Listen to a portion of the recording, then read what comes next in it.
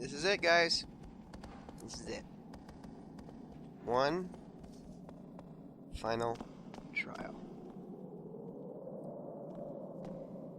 Taking down 15 of them.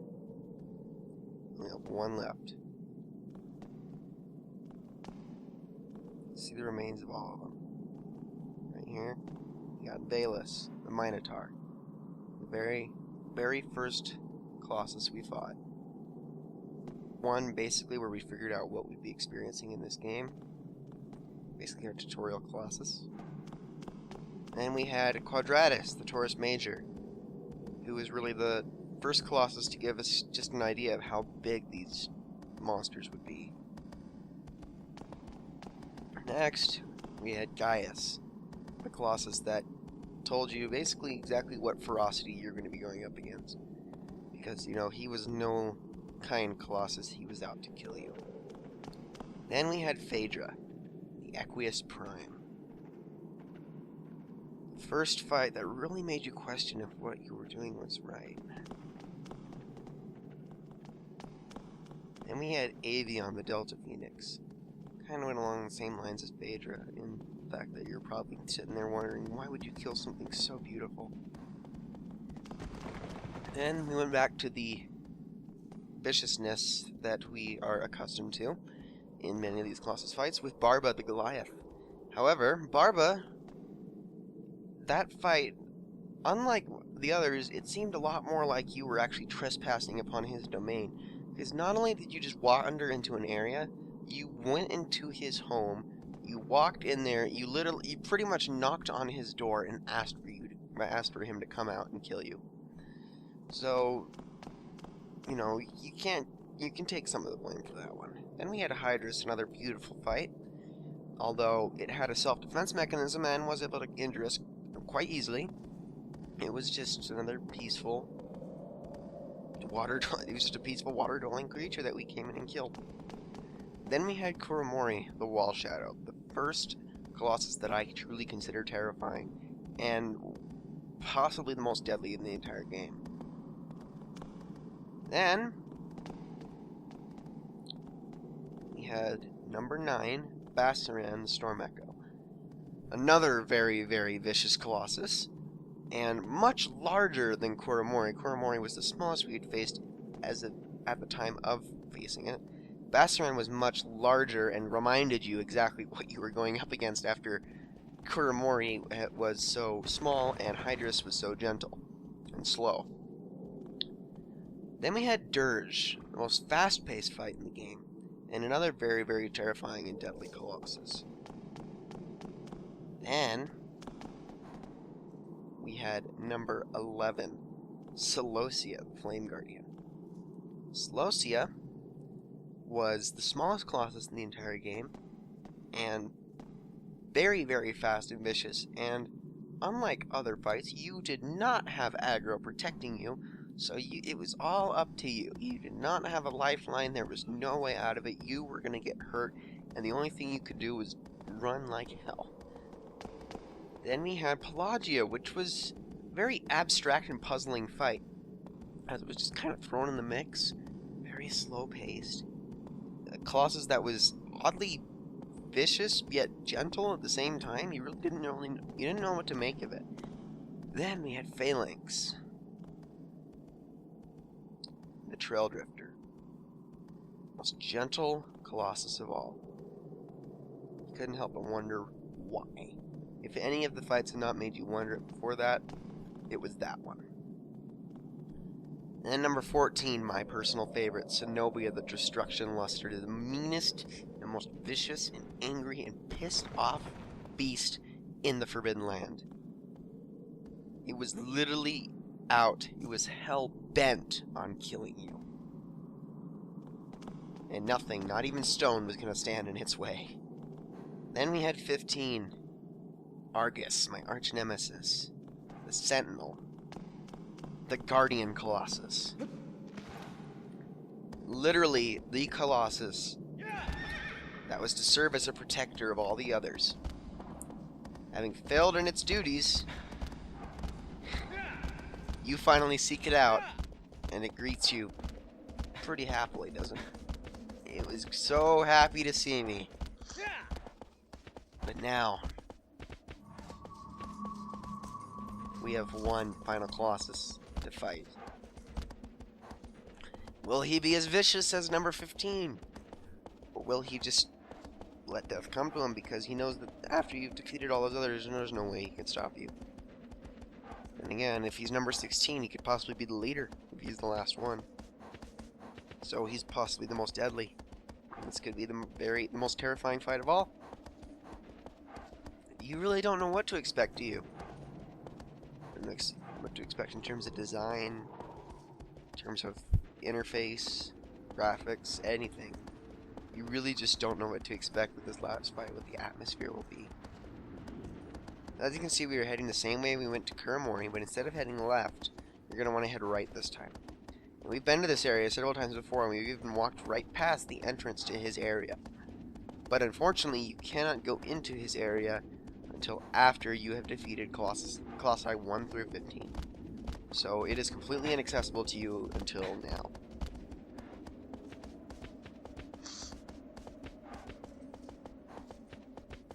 Let's just make sure we're going the right way. Yes, we are. Now the draw distance for this is pretty bad, so you're not going to be able to see the entrance to his area until for another few seconds, and there it is. Alright.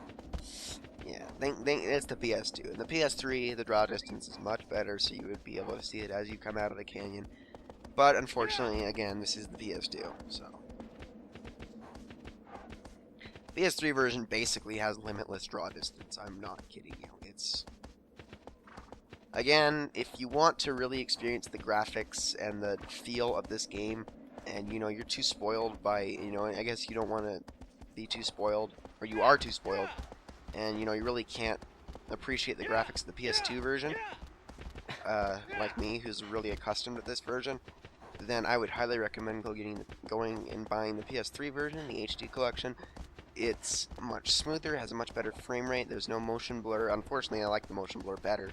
I mean, I think that's a bad thing. That they shouldn't have taken that out because it adds to the theatricality of this fight. And also, it has better draw distance. It just has a better, it's just more fluid all around, and its physics are also improved. Pretty much everything about it is improved. So if you really, really want a good experience, I highly recommend that version. But anyway, here's the door. This is it. Yep, that's a door ahead. You can see these hawks flying with us. But unfortunately, they can't stay with us forever. But Aggro, you're coming with us, right, buddy? Of course you are. Most loyal companion.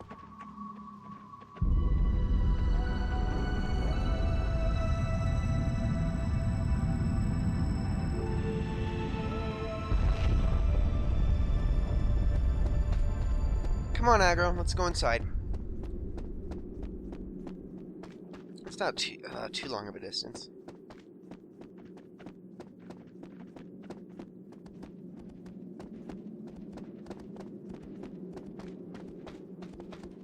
Now here is the last save shrine in the entire game.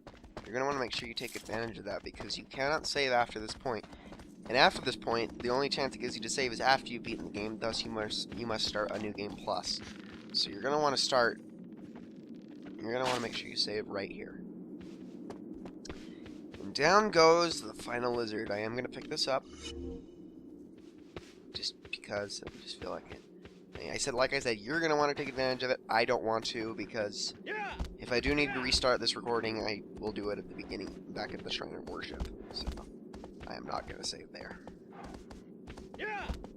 Alright, Aggro, come on, buddy. Let's just get this over with.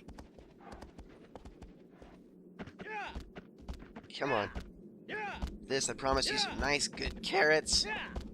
You know, because we're going to beat this, and then we're going to go home with Mono, and it's going to be so wonderful.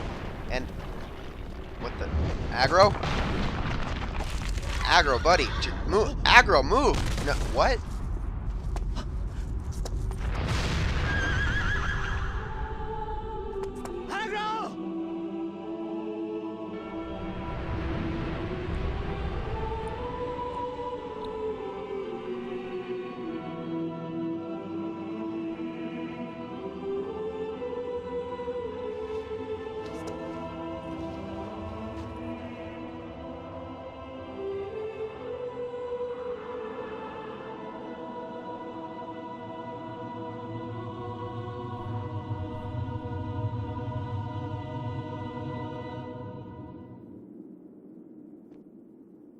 well.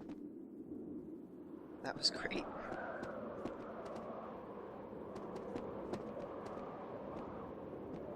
What have we got to lose now, right? What can possibly be taken away from us now?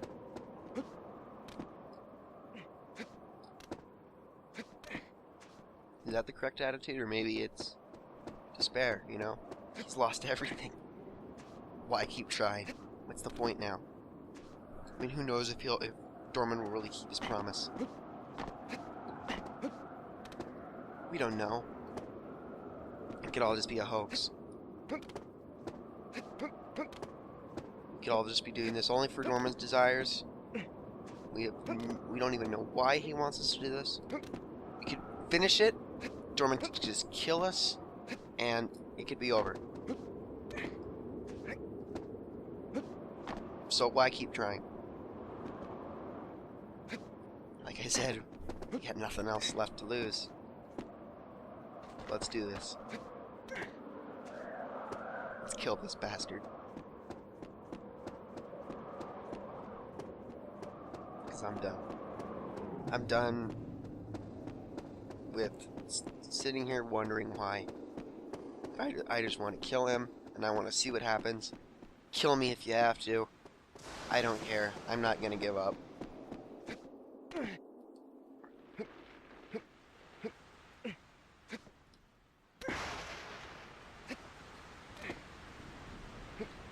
This asshole up here, whatever he wants to me.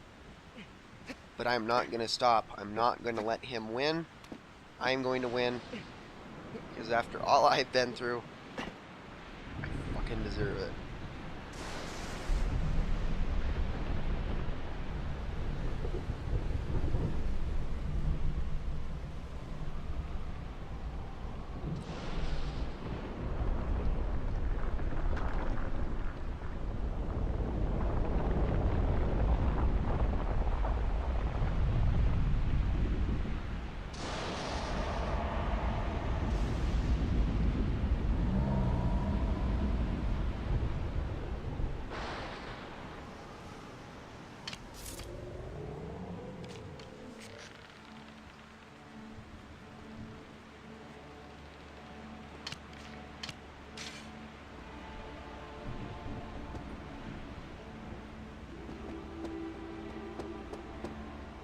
Meet Malice, the Grand Gigas, the final trial. This is the last Colossus we have to defeat in this game. It's all we have to do, and it's over. You could either be excited or you could be terrified. It's your choice. You could also be just overwhelmed, too. I guess that's the other option. This guy is 100% immobile. He cannot move. He is rooted to the ground that he stands upon. He cannot come at you at all. Only way to mount this Colossus is to come after him yourself. This must be 100% of your own accord. You must play the Slayer here. Just like the other Colossus. However, this one is signified in so many more ways, because he can't do a thing but defend himself. You must make your way to him, and you must be the one to kill him. 100% of your own accord. At any time, we could just turn around, go back the other way, quit, or we could leap to our doom. We could do any of those. We could do either of those things right now. But why? Why just quit? That's not. I'm not going to do that.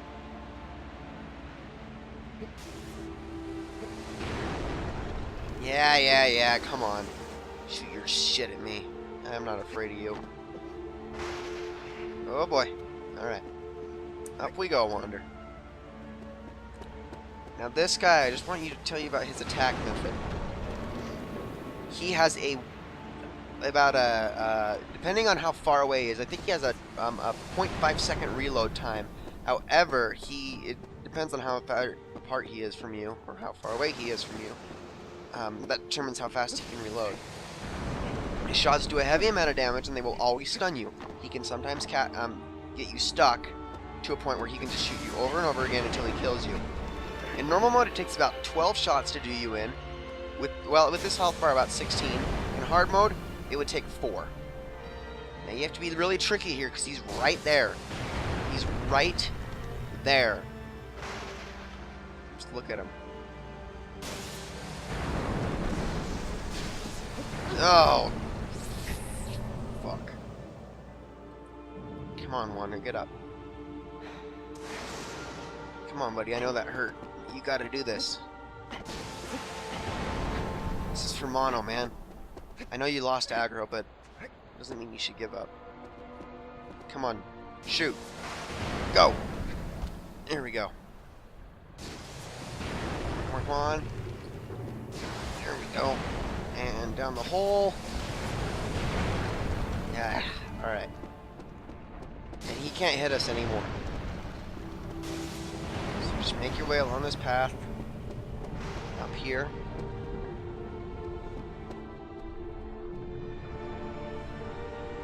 And now we are directly underneath him.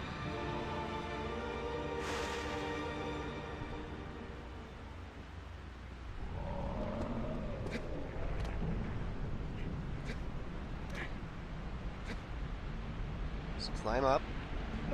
Oh, the wind. Yes, the wind does play a factor in this fight. It can knock you over if you stand still. Just keep moving. Up we go. There we go. Alright. Now it is quite a challenge traversing this guy. You're not exactly sure how to do it best, but I will show you the path. It's really not too difficult if you can actually, you know, grab onto stuff. There we go. Good boy. Yeah. These are my demeaning talk that I've been using this whole entire Let's Play. Alright, up we go. Up. Alright, we're gonna have to slide all over this way. So there's no way we can get up right there. And let's hop up here. Grab up there. Yep, we can. Okay. Up we go. Are we in the front? Yes, we are in the front. So let's climb up here. Let's hurry around to the back. Because that's where we need to be. There we go. Okay, this is the back. Okay.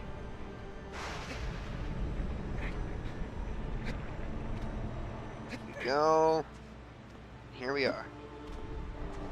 As you can see right here, he has a minor sigil. Grab onto his back, and one good stab is all it takes. And that will trigger him. Trigger his arm anyway. He's going to instinctively move it back there. And I'm going to miss. Okay, that's wonderful. You have to kind of time because his hand wavers a little bit. So you have to kind of time it, and you have to just leap onto it and grab onto the fur that is on his hand. If you couldn't tell, Malus is very, very humanoid, which is kind of interesting when you think about it. Alright, there we go. So now that you've grabbed onto his hand, he's going to pull it back.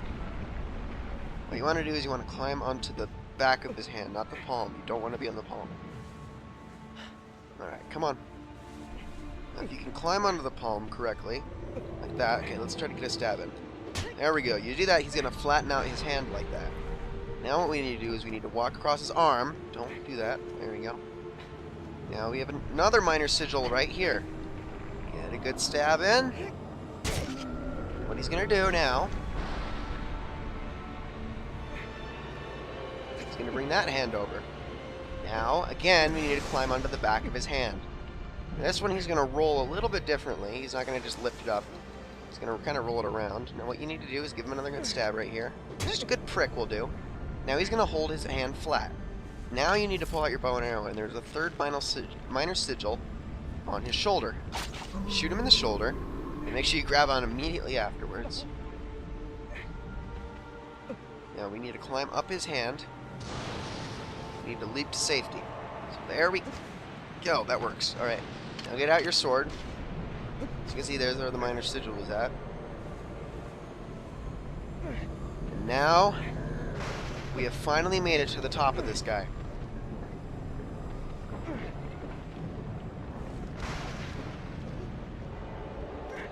Oh boy.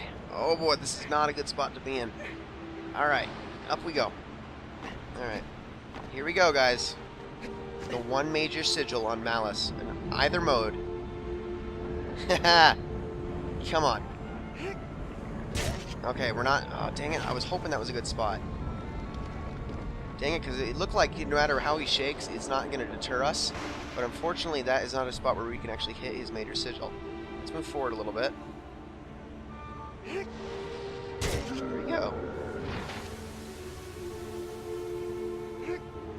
Keep stabbing. Keep stabbing. Don't let anything stop you. Wander, you've got this.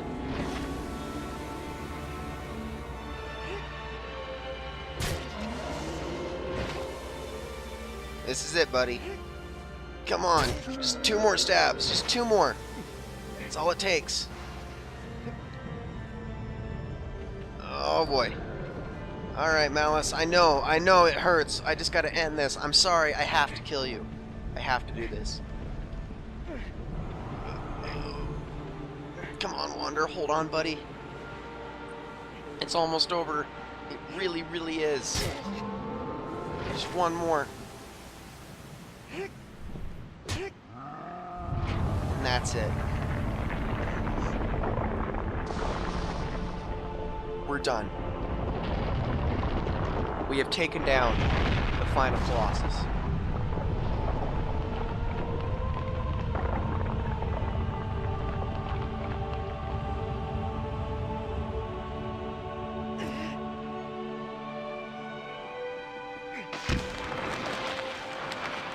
But of course we weren't going to escape that now, were we?